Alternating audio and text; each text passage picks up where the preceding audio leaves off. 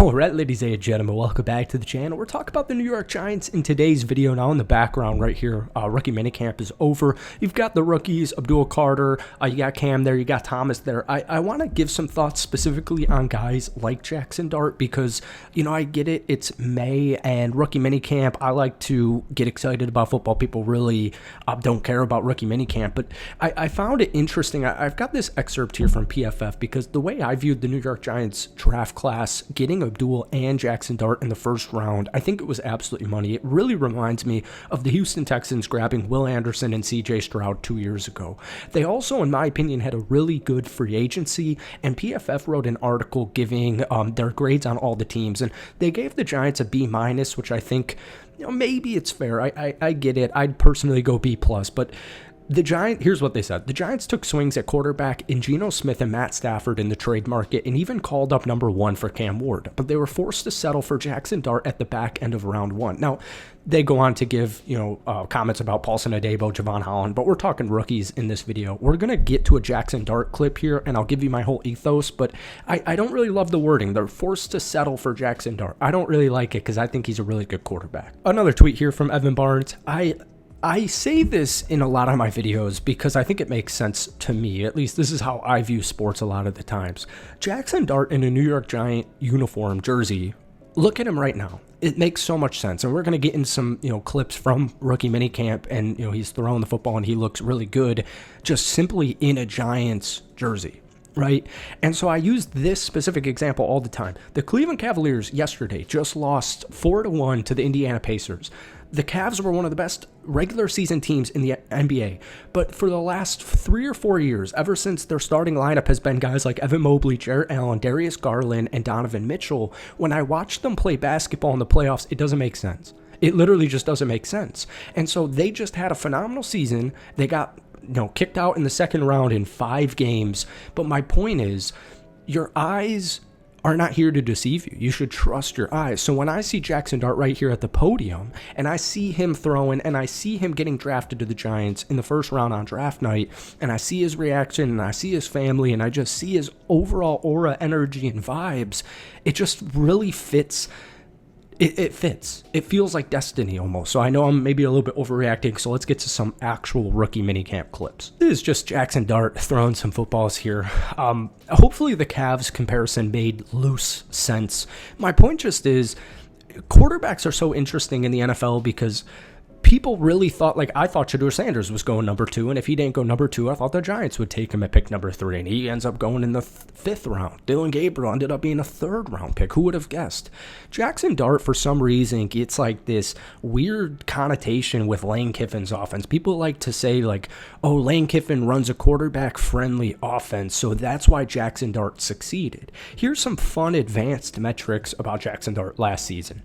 11.9 average depth of target, 7.1% big time throw rate, and 10.7 yards per attempt. All 3 of those stats I just named were better than both Cam Ward and Shedeur Sanders. But the most impressive part about those 3 stats is he did it while having less time to throw than both Shedeur and Cam at 2.77 seconds. That's kind of a tongue twister.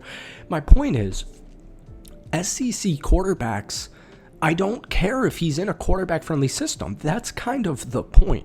So last year, the Washington Commanders, people thought, Jaden Daniels maybe was a system quarterback, or more so in the sense of he's a college guy, right? Is Jaden Daniels, so he just won Rookie of the Year.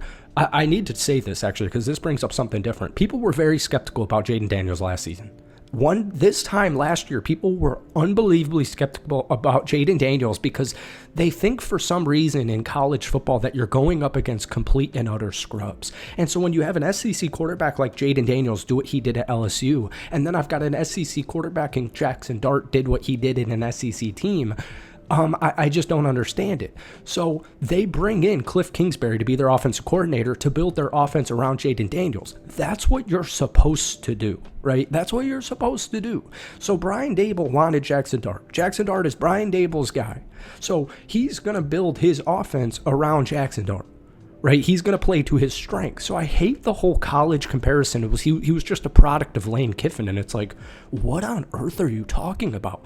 Tua with McDaniels. right? Like, what do you mean? You need a good coordinator. That's what good coordinators are supposed to do. They're supposed to build their team or their scheme around your strengths to minimize your weaknesses. So there's the old Jaxson Dart BS is just really getting old, but let's look into some more rookies. This is just a clip of 7th round rookie Thomas Fedone catching some footballs. The big calling card for Thomas are his hands, and he's really interesting to me because this is a 7th round guy out of Nebraska, but he was ranked as a top 10 tight end on most people's big boards heading into the draft. So value-wise, this was a home run. Now, he posted a 77.8 grade in pass blocking last season. So he's going to get some run as long as he makes the roster this upcoming season. Now, Theo Johnson also had a really intriguing, specifically second half of his rookie season. But I just want to say, like, what's so interesting about Thomas Fedone is he was ranked right there with Brock Bowers out of high school. Like, Thomas Fedone was a top 2 tight end recruit, and then he had some ACL issues. All right, so he dealt with injuries.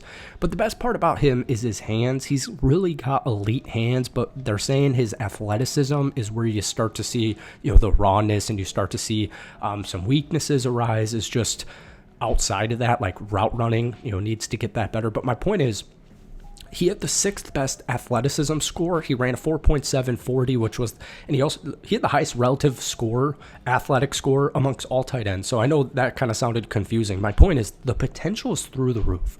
That's what this is. This is a developmental project piece. And I don't know. We talk about gems, and I can give you like Jaxson Dart in the first round to me was a gem. But when we're talking about gems and rubies and emeralds, that's what I see in Thomas Fedone, all right? So let me know what you're thinking about that. I'm going to wrap it up here. This is just that clip of Abdul Carter, Cam, and Thomas. I wanted to talk about Cam, but we've talked so much about him this past week during rookie minicamp. I really love that running back room. People are a little bit concerned about wide receivers outside of Malik Neighbors. I look at that running back room, whether it's Russ, Jaxson Dart, Jameis, even whoever's starting for that particular game for the Giants. Tyrone Tracy, absolute, what was it, a 5th round steal last season? Maybe it was a 4th round steal last year. The dude's a beast. And they just double down and they go with another beast. And we saw him break missed tackles, forced 103 missed tackles last season. That was second to only Ashton Genty, and he played at ASU, and ASU was a really good football team, and he was a huge reason for that.